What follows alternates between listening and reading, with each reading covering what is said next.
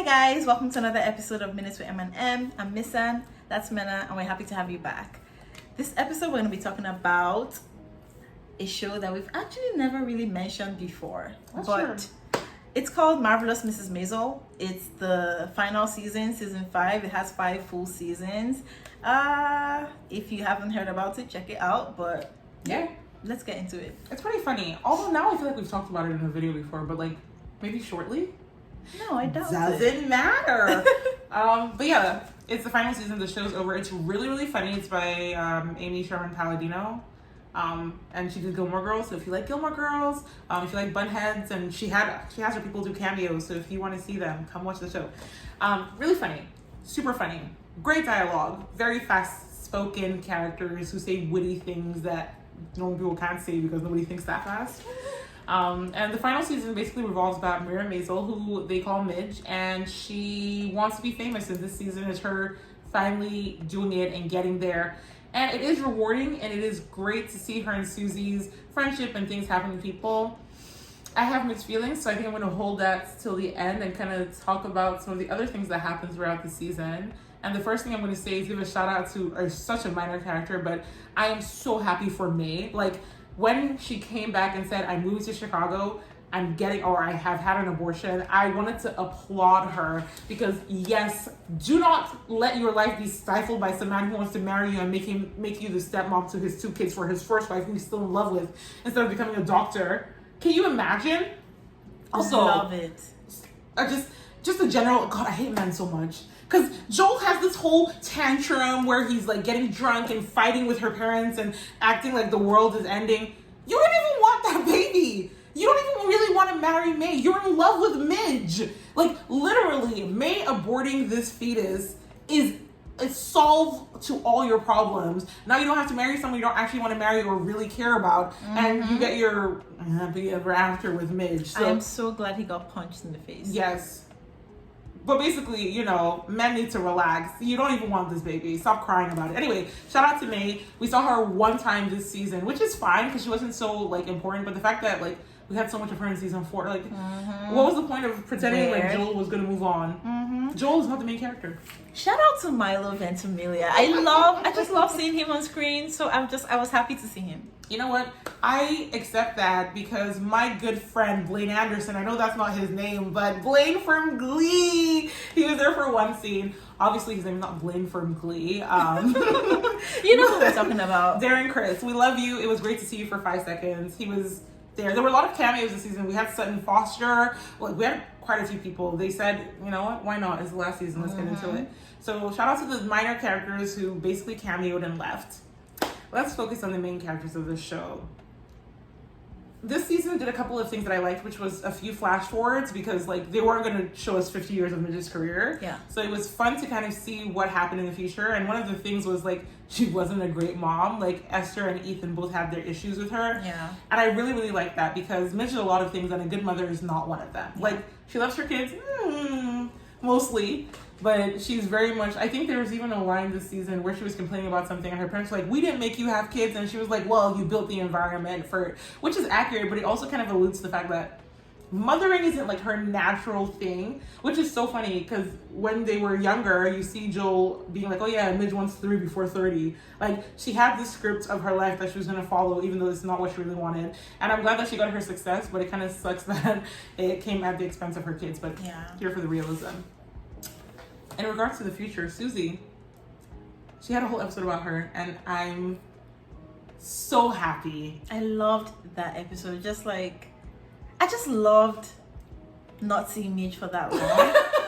And I just love that, because, like, she's such a strong character. Okay, I loved her, like, from Time.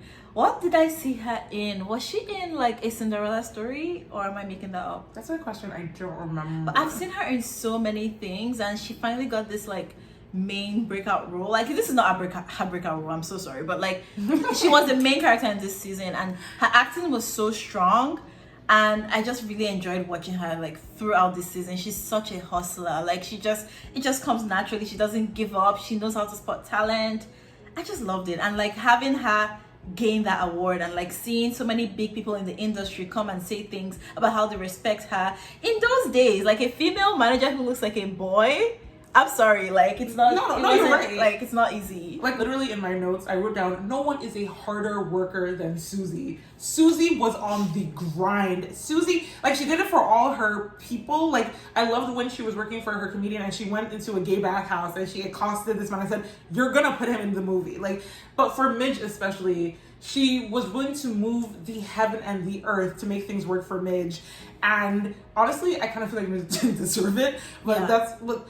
Like, there were just so many little moments where she put her feelings aside for Midge, even when it didn't make sense. Even if it's something like her wedding, where she's the one that's canceling the wedding, and Midge is like, "I can't do it." Why can't you do it? You're the one who doesn't want to get married. Why is your mom is right there? Beg your mom to do it.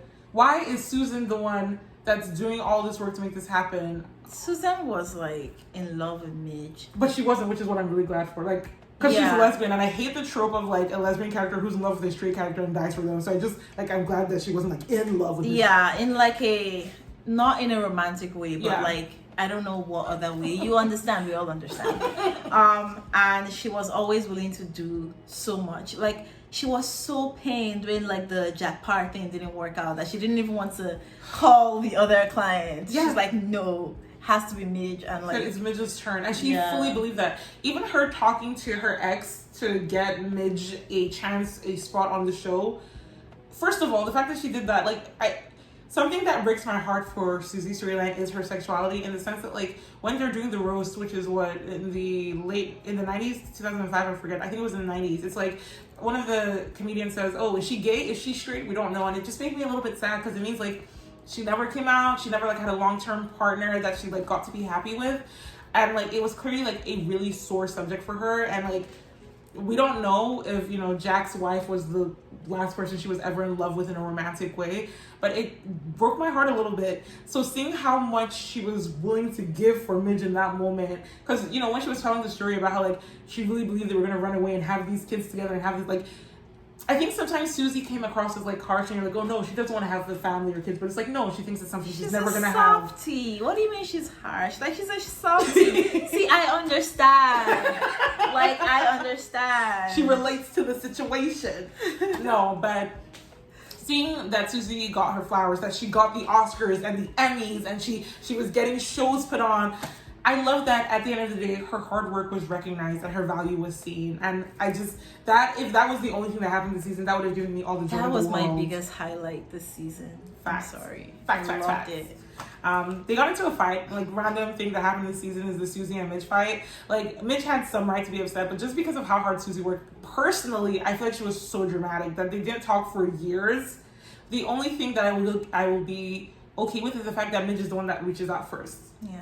So that's cute and all, but girl. I mean, that's the father of my kids that's now in jail. He went to jail because he made bad decisions. That had nothing to do with me. He didn't have to do this. The fact that we are dealing with a mob or whatever, like that's but it's my secret. Your fault. But you knew I was dealing with the mob. Like, just because you chose to believe that everything will be okay, it's not my fault if you're down. I just feel like she could have told Midge about it. She could have told Midge about all her like conversations with Joel and the fact that Joel knew about it, and like she could have spoken. Like it was a touchy thing, but I do agree that she overreacted. Like it's just giving me PTSD to Kate from like Firefly Lane. Like Tully, like relax. Like actually relax. Like this guy was gonna end up in jail one way or another. Honestly. And I think it's also okay, so spoiler alert, Joel is kind of her soulmate person, and she gets married 4 times, but at the end of the day it's still Joel. And like I don't know how I feel about that.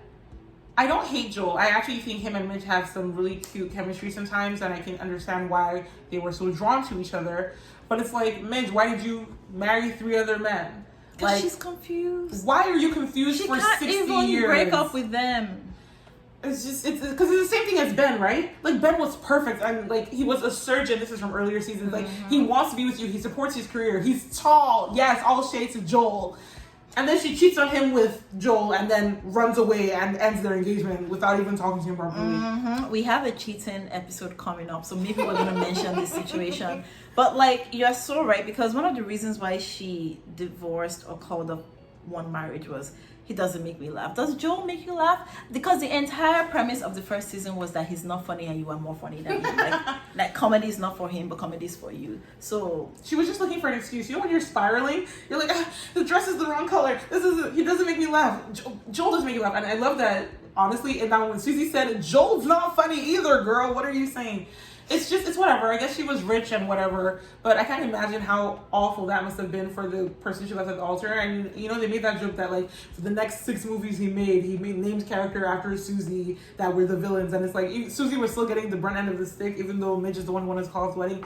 I hate it. Anyway, my thing about Joel and Midge is like, why didn't you guys just get back together? Like even within the timeline of the show, which is only what, like 3 years or something. There were multiple times where Joel was ready to get back with Midge, but Midge is kind of like, no. Like, I don't know. I don't like on and off rubbish where other people get hurt. Because, what? At the end of season 1, I already knew that was where it was going. Because at the beginning, like, give me a good reason to hate a man and I will cling onto it. Look, that's what hooked me onto the show. The first episode where he was freaking out, he's like, I'm leaving you. And she goes on stage, I'm like, yes!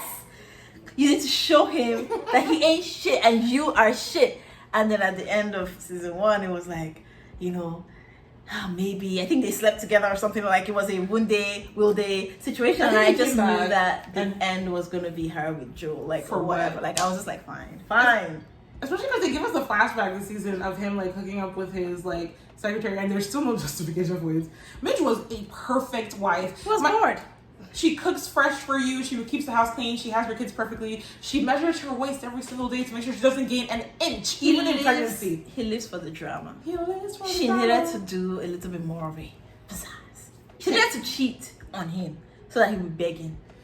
It's whatever. They end up together, which, sure, if you're a Midge and Joel fan, great, but whatever. Whatever is all I have to say to that. But they have a lot of funny moments. I'll give them that. It just, to me, narratively wise, annoyed me. But you know what? Also realistic.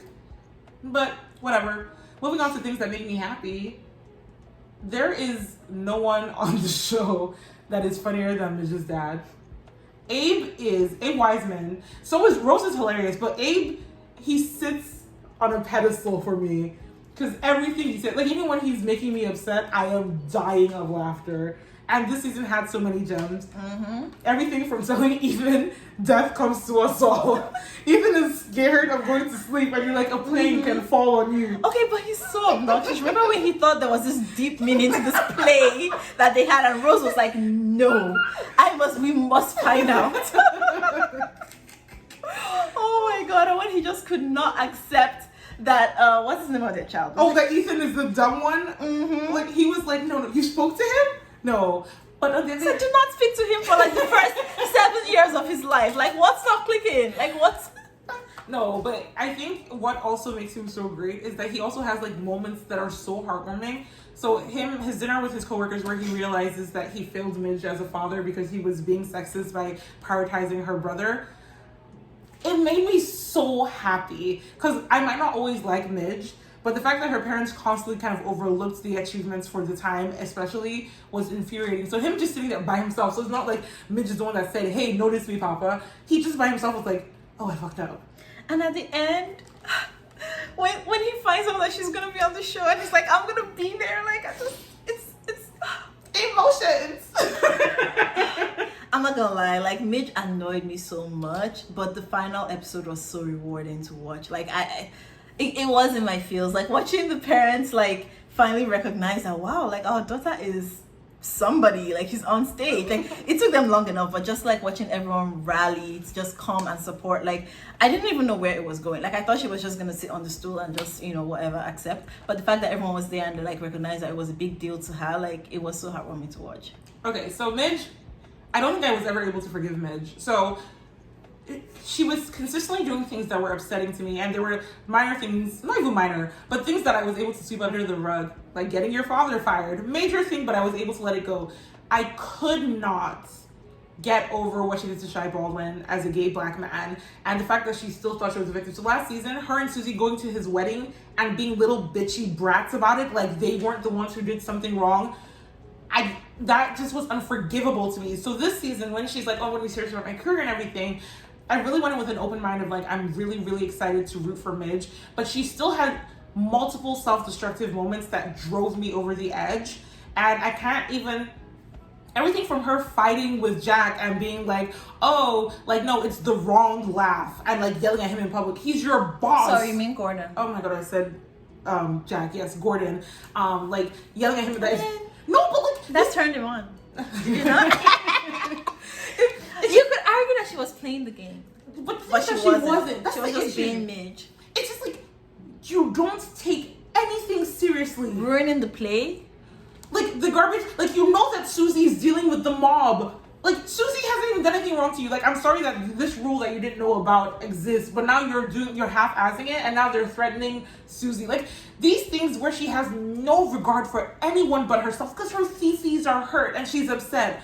You are a 30-year-old mother of two. Get your shit together. Like, I'm glad she got a happy ending, but I'm also glad that we saw that she was kind of a bit of a narcissist as an adult, because it's like, yeah, you think about yourself first and everybody else second, because even the whole calling off your wedding on the day of and making Susie do it, like, who does that? Who behaves in such a way? I am really glad that, her life was portrayed the way it was. Like, her children were not really close to her. Like, they had those issues. She was like an obsessive workaholic, wondering why her Tuesday was free.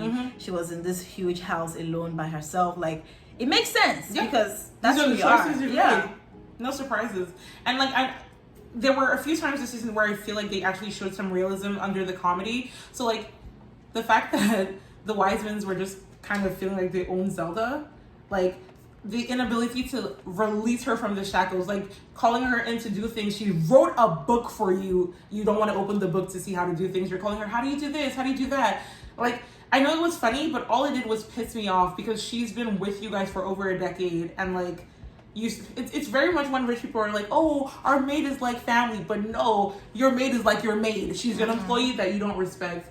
So shout out to her husband for being like, these people are foolish and you deserve better. Like, you are not even grateful that I invited you to my wedding, and you are, like, vows are being spoken, okay? And you are, no. It's rude. It's so rude, but it was also so funny.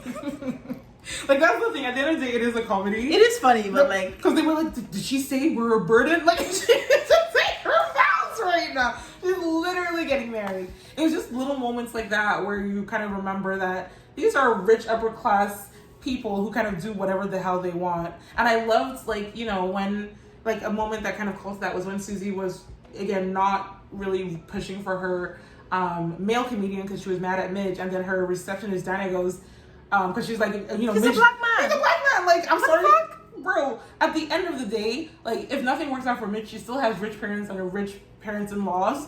Like, you picked this guy off when he was like cleaning tables. He needs this big break. Prioritize.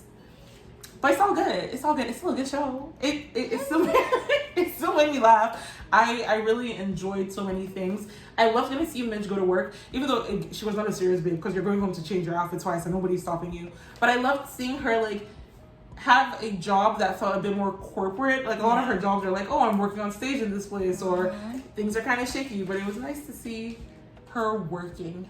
Yeah, I really enjoyed like every single scene in The Office. I don't know why. I did. They were funny.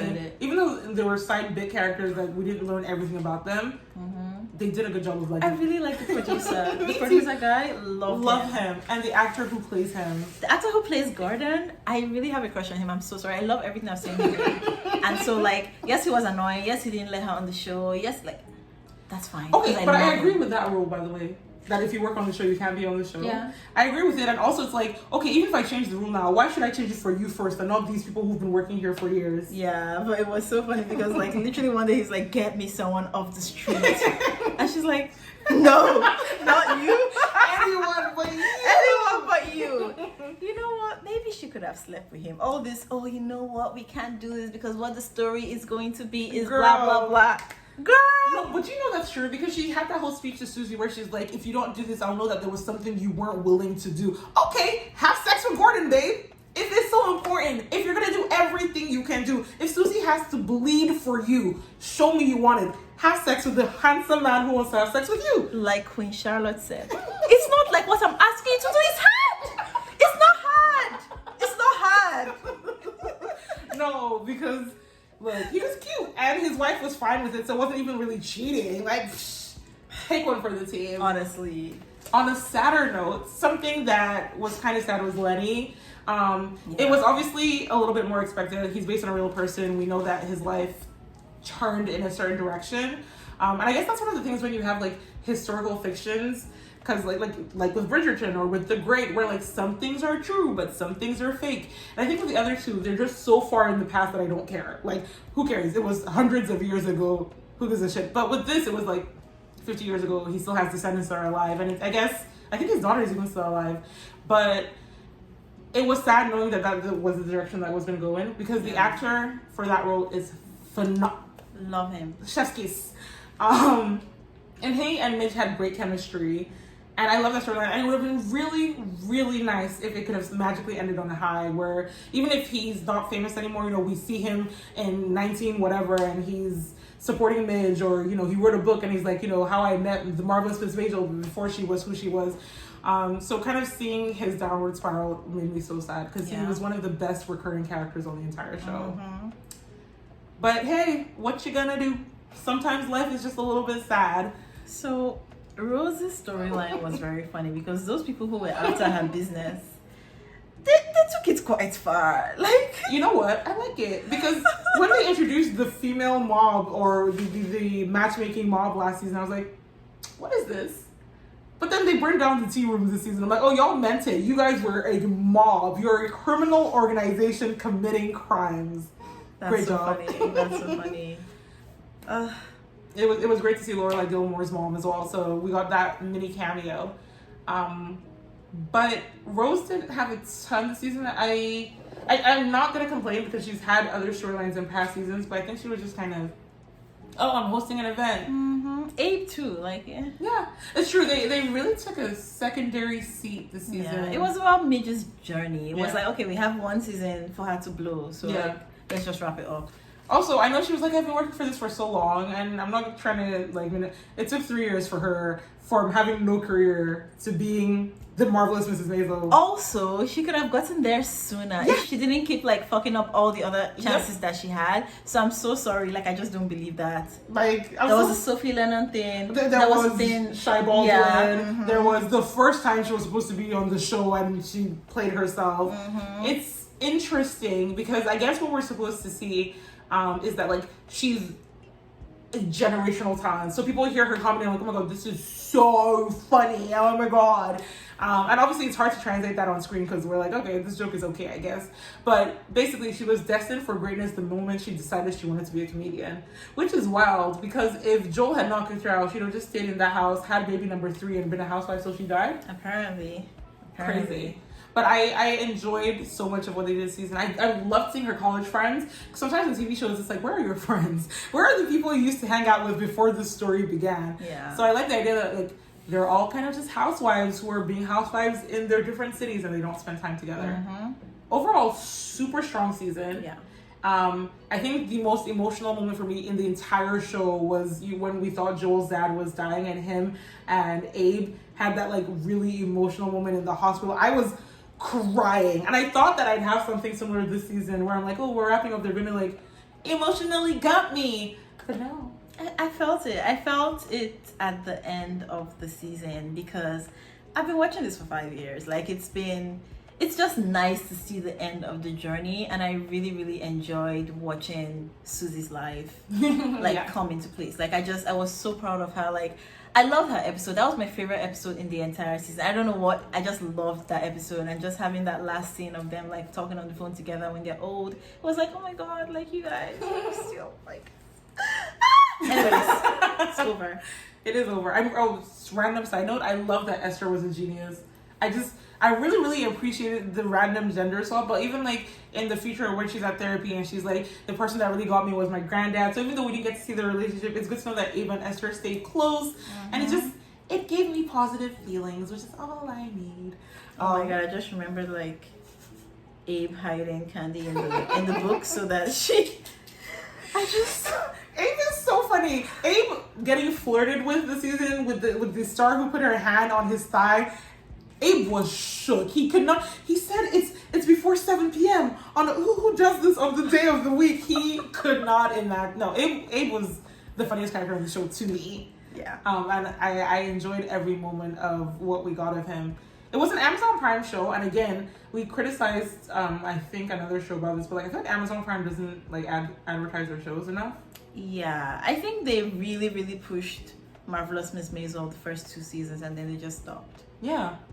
Which is weird. You're AWS. You own the internet. Just put your ads in everything. No one can stop you. But it was such a good close to season. I'm glad it didn't get canceled. They got to wrap it up the way they wanted. They got to have all the characters and storylines close up in the way that they envisioned it. I'm a sucker for the writer, and I'm glad she got the end that she wanted. And you know what? At the end of the day, it was a show about like 2 strong female characters who got a win at the end. And who am I to ever complain about such?